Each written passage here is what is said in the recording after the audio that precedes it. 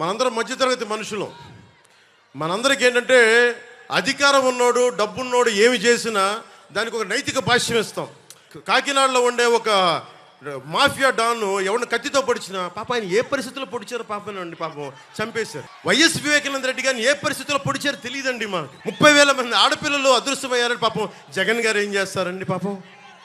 ఇది సగటు మధ్య తరగతి మనం చేసే తప్పు. ఇది మన హక్కులు మనం తెలుసుకోవట్లేదు. జగన్ గారికి ఇంత రాగానే అయ్యయ్యో ఎంత బాగా జరిగిపోయిందండి, అయ్యయ్యో పాపం. అమర్నాథ్ని తిరుగు తోటలో కాల్ చేస్తే పాపం లేదు, అది వైసీపీ వాళ్ళకి పట్టదు.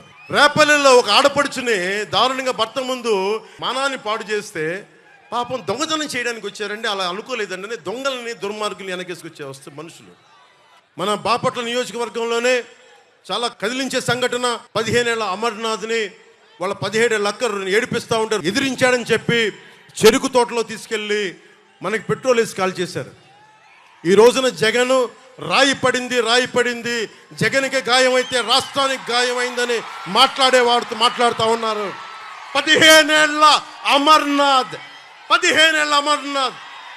అడ్డంగా కాల్ చేస్తే నిర్దాక్షిణ్యమైన పసిబిడ్డ చెరుకు తోటలో తీసుకెళ్ళి కాల్ చేస్తే రాష్ట్రానికి గాయం అవలా. 30,000 మంది ఆడపిల్లలు అదృష్టమైతే రాష్ట్రానికి గాయం అవలా.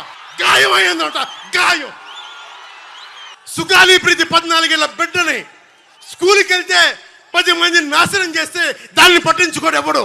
జగన్మోహన్కి బొక్క పడితే, చిన్న గులకరాయి పడితే రాష్ట్రం అంతా ఊగిపోద్ది. సగటు మనిషి బాధ మనకి తెలియదు. సగటు మనిషి బాధ మర్చిపోయాం. నిజంగా నాకు ఆవేదన ఉంది, ఏడుపు వస్తుంది. తప్పు జగన్మోహన్ రెడ్డి కాదు, మనదే. మనకు పౌరుషం చచ్చిపోయింది. ఇందాక తెనాలో చెప్పినట్టుగా దాస్యం చేసే కంటే కూడా చచ్చిపోవడం మేలు.